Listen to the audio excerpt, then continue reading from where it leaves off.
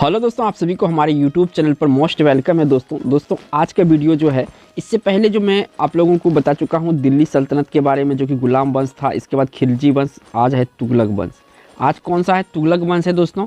और इसमें जो है कि 1320 से लेकर 14 तक तेईस का इतिहास पढ़ेंगे। ठीक है, फिरोज शाह तुगलक वगैरह के बारे में जो है काफ़ी महत्वपूर्ण है दोस्तों दिल्ली सल्तनत से।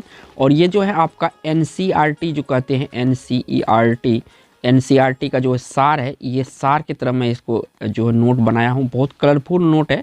वहाँ से मैं question answer as a question के माध्यम से बताऊँगा, जो कि काफ़ी महत्वपूर्ण है दोस्तों। ठीक है, तो चलते हैं, स्टार्ट करते हैं आज का वीडियो को। गयासुद्दीन तुगलक 1320 ईस्वी से 1325 ईस्वी तक इन्होंने शासन किया था। याद रखिएगा, गयासुद्दीन तुगलक तुगलक वंश का संस्थापक था। कौन था? गयासुद्दीन तुगलक जो है तुगलक वंश का संस्थापक था, जो अपने नाम के साथ गाजी शब्द का प्रयोग किया था। काफ़ी महत्वपूर्ण है, गाजी शब्द इन्होंने ही लगाया था अपने नाम में, गयासुद्दीन तुगलक ने। गयासुद्दीन तुगलक संभवतः पहला सुल्तान था जिसने सिंचाई के लिए कुओं एवं नहरों का निर्माण कराया था। मुबारक शाह खिलजी के शासनकाल में गयासुद्दीन तुगलक उत्तर पश्चिमी सीमांत प्रांत का गवर्नर था।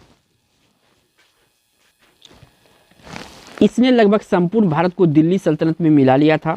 गयासुद्दीन तुगलक की मृत्यु के बाद उसका पुत्र जोना खां मोहम्मद बिन तुगलक गद्दी पर बैठा। अब मोहम्मद जो तुगलक है, मोहम्मद बिन तुगलक, इनके बारे में पढ़ेंगे।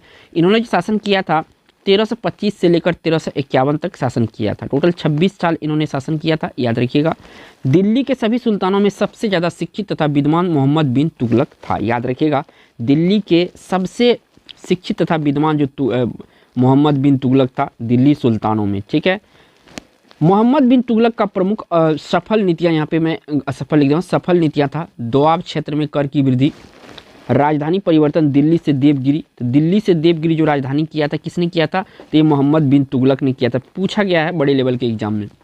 सांकेतिक मुद्रा का प्रचलन इन्होंने ही किया था। कौन? मोहम्मद बिन तुगलक। खुरासान एवं कराचिल का अभियान इन्होंने ही शुरुआत किया था। किसने? मोहम्मद बिन तुगलक ने। हरिहर और बुक्का का नामक दो भाइयों ने विजयनगर साम्राज्य की स्थापना मोहम्मद बिन तुगलक के शासनकाल में ही शासन किया था। ये पूछा जाता है दोस्तों कि जो इसके था हरिहर और बुक्का था, किसके समकालीन था?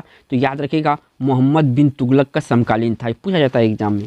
मोहम्मद बिन तुगलक के शासनकाल में अफ्रीकी यात्री इब्न बतूता भारत आया था। किसके शासनकाल में आया था इब्न बतूता? तो याद रखिएगा, मोहम्मद बिन तुगलक के शासनकाल में।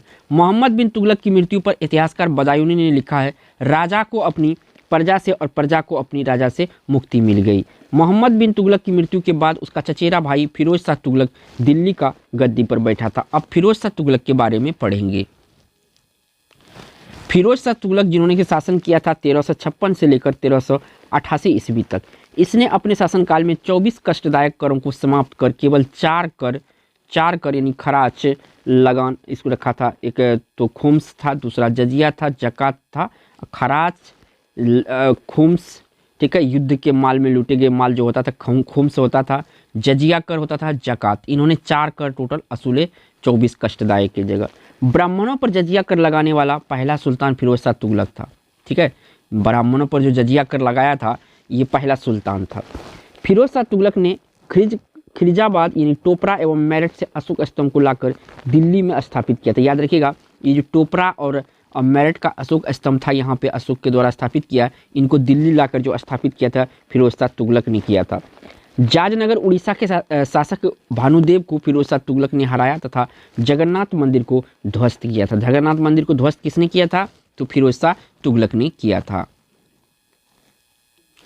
फिरोज शाह तुगलक ने नगरकोट स्थित ज्वालामुखी मंदिर का ध्वस्त किया और 1300 ग्रंथों लूट कर कुछ फारसी अनुवाद करवाया, जिसे दलाइते फिरोज शाही के नाम दिया गया।